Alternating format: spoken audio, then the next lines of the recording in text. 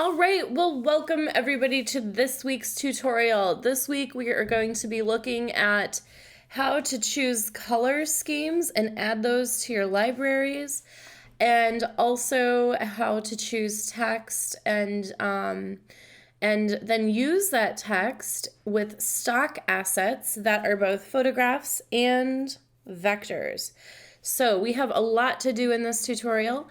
I have a couple of links in the Canvas page for you to click on, and then I have this folder that I need you to download. It's going to be a zipped folder, so you just need to uncompress it on your operating system by double clicking on it, and we've got a bunch of stock photos here.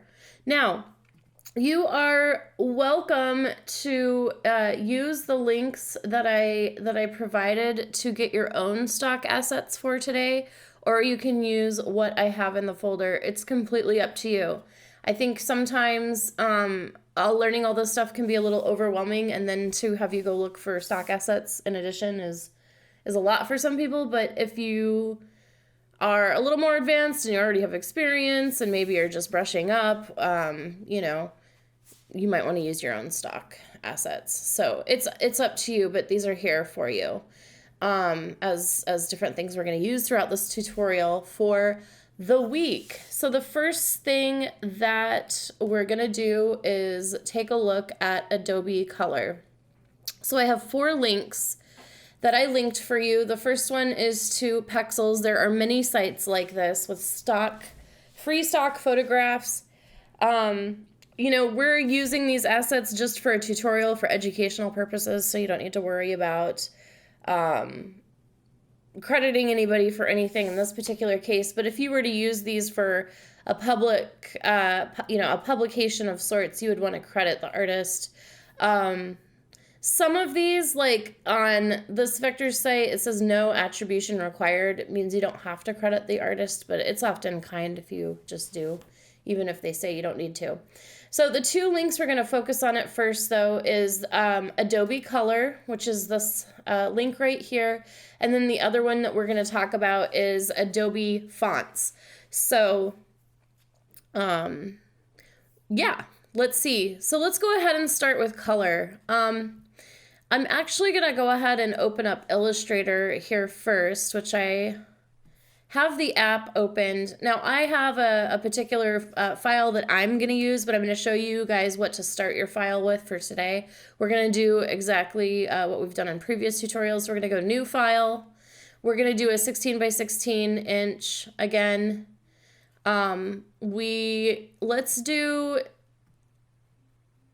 Let's do 3 artboards to start with. So go ahead and put 3 right here.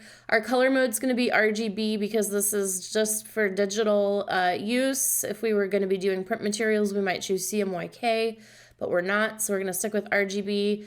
And then you can leave everything else as is. So let's go ahead and create that file. And now you can see you have 3 artboards.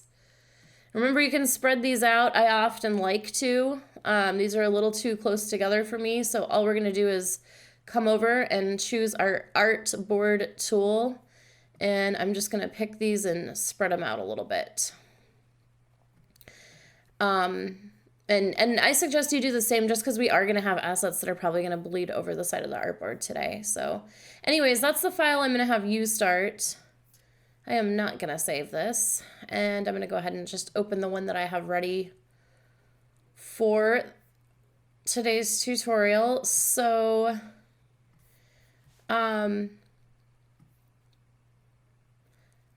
in your panels, you should have something called libraries. If you don't see it, you can simply go over to Window and choose Libraries right here. But I'm going to click on Libraries, and Libraries has a lot of information in here. This Libraries is something that is stored in your Adobe subscription, and you can access this in all of the apps. So whether you're in Photoshop, Illustrator, After Effects, Adobe Premiere, you can access these libraries. And these libraries can come in many forms. So like I have a main library that I call Colors, and this is where I just keep a lot of color swatches that I think are really cool, or color schemes. I also have libraries. Whoops, I didn't mean to drop that in there.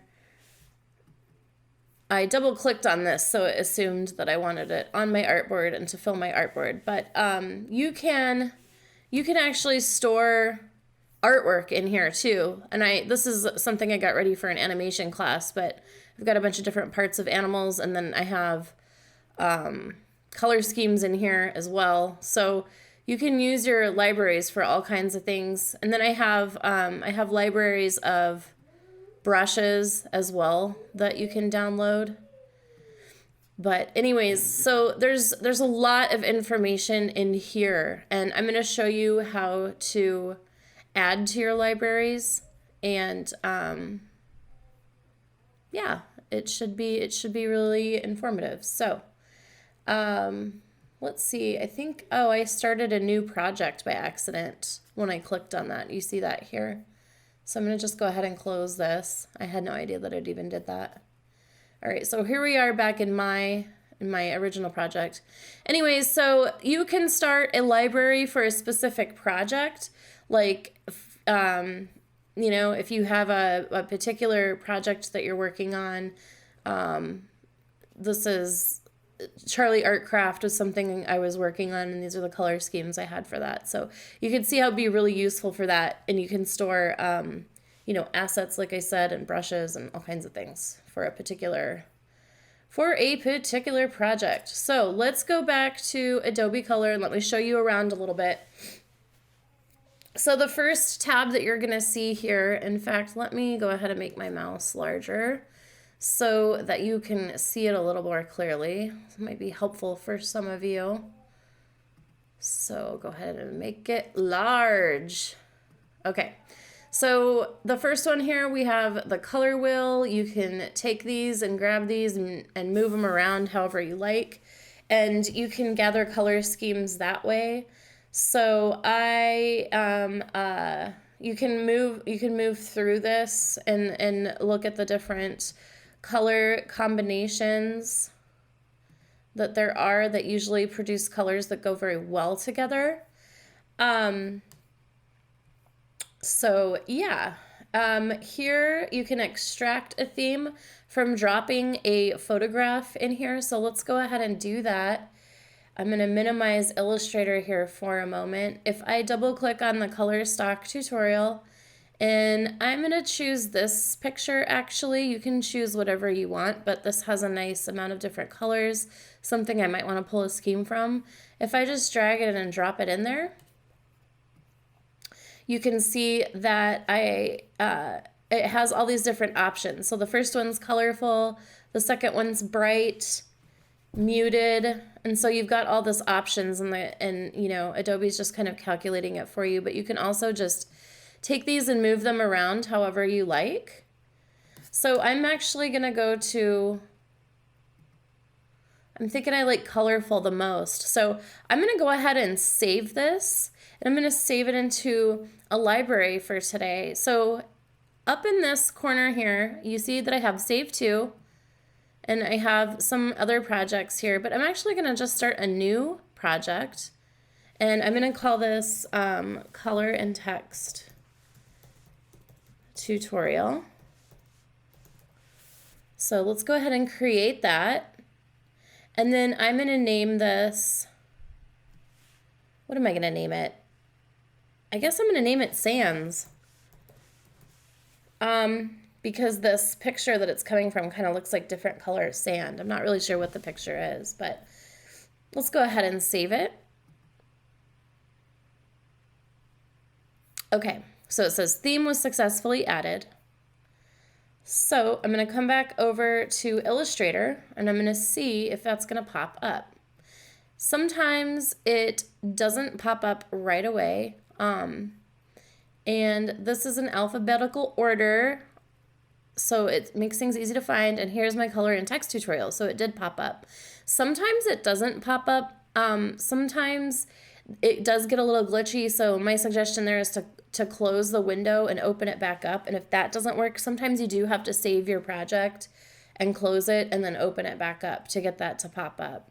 Now, again, I've said this before, but as we go along the way here, if you're following along and something doesn't quite work for you, and it's causing you a lot of pain and you feel like you're going down a technical rabbit hole and you're not sure why, most likely if it's not majorly significant to the tutorial, you can just skip over it, okay?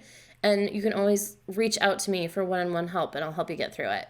Because usually it's just clicking, you know, the wrong button or something like that. Anyways, I'm going to click on the color and text tutorial, and you're going to see here that I have my color scheme that I saved from the photograph, which I actually have in the project right here, saved and ready to go.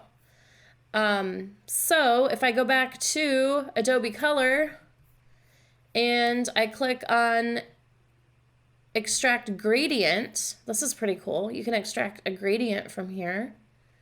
So I'm just going to spin around and I'm going to say I love this one. This is a great gradient. Perfecto.